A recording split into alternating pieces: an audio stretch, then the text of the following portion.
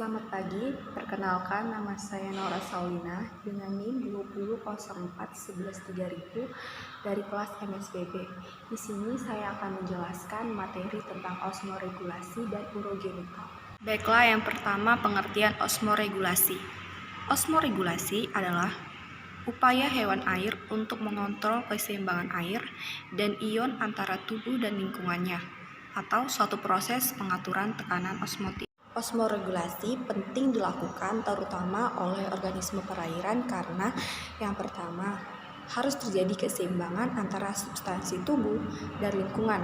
Yang kedua, membran sel yang permeable merupakan tempat lewatnya beberapa substansi yang bergerak cepat. Yang ketiga, adanya perbedaan tekanan osmosis antara cairan tubuh dan lingkungan. Selanjutnya, osmoregulasi pada organisme akuatik dapat terjadi dalam dua cara yang berbeda, yaitu yang pertama, usaha untuk menjaga konsentrasi osmotik cairan di luar sel atau ekstraseluler, agar tetap konstan terhadap apapun yang terjadi pada konsentrasi osmotik medium eksternalnya. Yang kedua, usaha untuk memelihara isomotik cairan dalam sel atau interseluler terhadap cairan luar sel atau ekstraseluler. Selanjutnya, untuk menghadapi masalah osmoregulasi pada ikan melakukan pengaturan tekanan osmotiknya dengan cara yang pertama, mengurangi gradien osmotik antara cairan tubuh dengan lingkungannya. Yang kedua, mengurangi permeabilitas air dan garam. Yang ketiga, melakukan pengambilan garam secara selektif. Selanjutnya ada macam-macam osmoregulasi. Yang pertama, regulasi hipertonik atau hiperosmotik, yaitu pengaturan secara aktif konsentrasi cairan tubuh yang lebih tinggi dari konsentrasi media, misalnya pada potadrom atau ikan air tawar.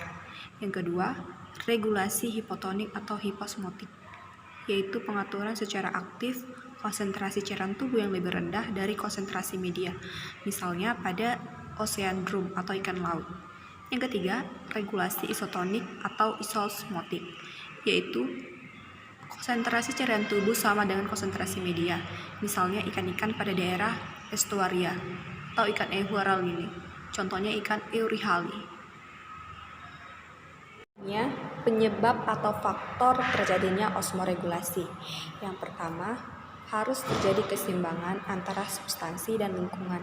Yang kedua, membran sel yang permeable merupakan tempat lewatnya beberapa substansi yang bergerak cepat.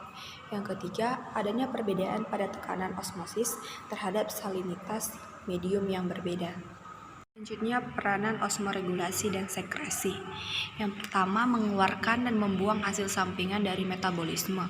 Yang kedua, mencegah terganggunya aktivitas metabolik dalam tubuh dengan cara mengekskresikan zat buangan berupa amoniak. Yang ketiga, mengendalikan kandungan ion dalam cairan tubuh. Garam berkelakuan seperti elektrolit lain dalam cairan tubuh akan terurai menjadi ion-ion. Yang keempat, mengatur jumlah air yang terdapat dalam cairan tubuh.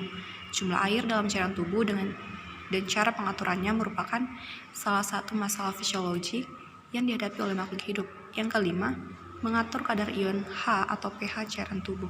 Ada 4 organ dan hormon yang berperan dalam osmoregulasi. Yang pertama, insang, yang kedua ginjal, yang ketiga usus, dan yang keempat hormon osmoregulasi. Berikutnya perbedaan osmoregulasi pada ikan air tawar dan ikan air laut. Menurut Carnacki-Jair dan Carl J. menyatakan bahwa golongan ikan menghadapi tantangan yang sulit dalam mempertahankan kandungan garam dalam tubuh karena mereka hidup di lingkungan perairan dan mempunyai tendensi untuk melepaskan air sebanyak mungkin. Konsentrasi garam pada tubuh ikan air tawar lebih tinggi dibandingkan lingkungannya, sehingga kandungan garam lebih sering dikeluarkan ke perairan. Yang kedua, ikan air laut memiliki masalah yang kebalikannya. Air laut mengandung konsentrasi garam yang lebih tinggi dibandingkan dengan kandungan garam yang ada di tubuh ikan. Sebagai hasilnya, garam cenderung masuk ke tubuh ikan sehingga ikan harus menggunakan ginjalnya serta pompa ionnya untuk mengeluarkan kelebihan garam. Mekanisme pengaturan osmoregulasi. Proses inti dalam osmoregulasi yaitu osmosis. Osmosis adalah pergerakan air dari cairan yang mempunyai kandungan air yang lebih tinggi atau lebih encer menuju ke cairan yang mempunyai air lebih rendah atau lebih pekat. Contoh, Osmosis ialah pergerakan air dari larutan gula 5% menuju larutan gula 15% sampai tercipta keseimbangan antara keduanya. Dengan kata lain, osmosis dapat berhenti apabila kedua larutan mencapai konsentrasi yang sama, yaitu 10%. Apabila ini tercapai, kedua larutan sudah mencapai kondisi osmosis. Baiklah, yang kedua, sistem urogenital. Sistem urogenital terdiri dari dua sistem, yaitu sistem urinaria dan sistem genitalia. Sistem urinaria biasanya disebut dengan sistem ekskresi karena yang fungsinya untuk membuang bahan-bahan yang tidak diperlukan lagi dalam tubuh. Sistem urinaria ini pusatnya di ginjal, yang terdiri dari ginjal, pembuluh, dan lubang pengeluaran. Ginjal ikan umumnya berwarna merah gelap dan berpasangan memanjang yang terletak di bawah vertebrae atau rongga perut bagian atas dan di belakang insang. Secara umum, ginjal ikan terdiri dari 1. Sebuah glomerulus, 2. Sebuah segmen leher, yang ketiga 2 bagian segmen proksimal, yang keempat sebuah segmen intermediate, yang kelima sebuah segmen distal, yang keenam 1 kantong tubula. Glomerulus pada ikan air tawar besar dapat menyaring banyak air dari darah, meskipun air dapat terserap kembali di kantong proksimal. Teleostei atau ginjalnya opsinoporos atau mesonoporos ini terbagi dari dua. Yang pertama, elasma bronchi atau agatnata, itu merupakan ginjalnya dari pronoporos, sedangkan teleostei ginjalnya opsinoporos atau mesonoporos. Cairan yang dikeluarkan pada urin ikan itu terdiri dari 3, yaitu kreatin, kreatinin, dan timetilamine. Selanjutnya ada ginjal pronoporos elasma bronchi. Bentuk strukturnya sangat sederhana.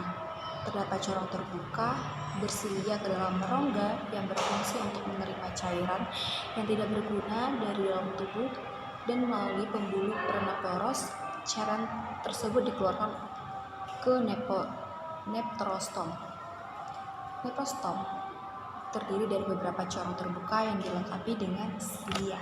Selanjutnya sistem genitalia. Siklus hidup ikan dimulai dari perkembangan di dalam gonad atau ovarium pada ikan betina yang menghasilkan telur, dan testis pada ikan jantan yang menghasilkan sperma.